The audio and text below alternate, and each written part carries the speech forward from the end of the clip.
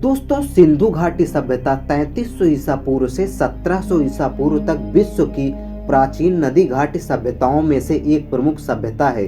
प्रकाशित शोध के अनुसार यह सभ्यता कम से कम 8000 वर्ष पुरानी है। यह हड़प्पा सभ्यता और सिंधु सरस्वती सभ्यता के नाम से जानी जाती है। इसका विकास सिंधु और हकड़ा नदी के किनारे हुआ। चार्ल्स मैसन ने सर्वप्रथम हड़प्पा के विशाल टीलों की ओर ध्यान आकृष्ट किया था। मोहनजोदड़ो भी सिंधु सभ्यता का ही एक नगर है जो विशालकाय टीलों से पटा हुआ है। यह नगर सिंधु घाटी के प्रमुख नगर हड़प्पा के अंतर्गत आता है। सिंधु नदी के किनारे हड़प्पा में की गई खुदाई में सबसे प्राचीन और पूरी तरह विकसित नगर और सभ्यता के अवशेष मिले। सर जॉन मार्शल ने सिंधु घाटी सभ्यता को हड़प्पा सभ्यता का नाम दिया था। इस सभ्यता की समकालीन सभ्यता मेसोपोटामिया थी। पाकिस्तान के पंजाब प्रांत में स्थित मोंटेगोमरी जिले में रावी नदी के बाएं तट पर हड़प्पा नामक पूरा स्थल है। इस समूचे क्षेत्र को सिंधु घाट की सभ्यता भी कहा जाता है। हड़प्पा सभ्यता में असंख्य देवियों की मूर्तियां प्राप्त हुई हैं। ये मूर्तियां मातृ देवी या प्रकृति देवी की हैं। प्राचीन काल से ही मातृ या प्रकृति की पूजा भारतीय कर रहे हैं और आधुनिक में भी कर रहे हैं। यहाँ हुई खुदाई से पता चला है कि हिंदू धर्म की प्राचीन काल में कैसी स्थिति थी। सिंधु घाटी की सभ्यता को दुनिया की सबसे रहस्यमयी सभ्यता माना जाता है। चार्ल्स मैसन ने वर्ष 1842 में पहली बार हड़प्पा सभ्यता को खोजा था। इसके बाद दयाराम साहनी ने 1921 में हड़प्पा की आधिकारिक खोज की थी।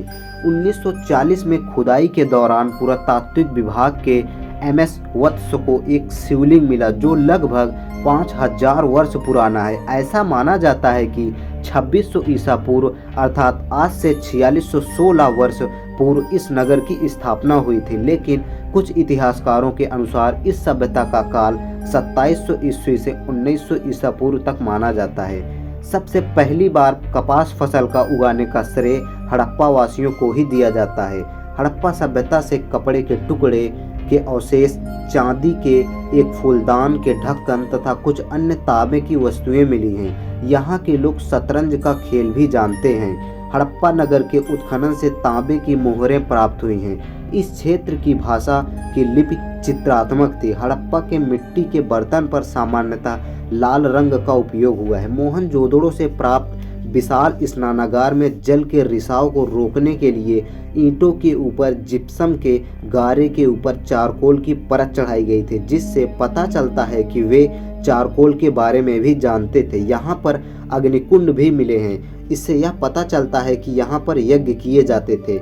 इन नगरों के घर आमतौर पर 1 या 2 मंजिले होते थे। पुरातत्वविदों का जो चीज़ें वहाँ मिली हैं उनमें अधिकतर पत्थर, ईंटें, शंख, तांबे, कांसे, सोने और चांदी जैसी धातुएं, तांबे और कांसे से बनाए गए औजार, हथियार, गहने और बर्तन बनाए जाते थे। हड़प्पा सभ्यता के लोग नगरों के अलावा गांवों में भी रहते थे। वे अनाज उगाते थे और जानवर पालते थे।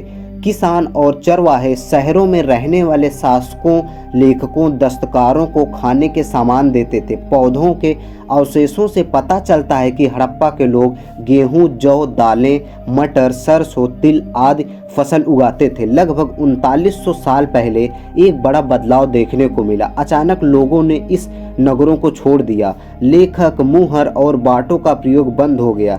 जल निकास प्रणाली बंद हो गई और सड़कों पर ही झुग्गीनुमा घर बनने लगे और धीरे धीरे इस सभ्यता का अंत हो गया।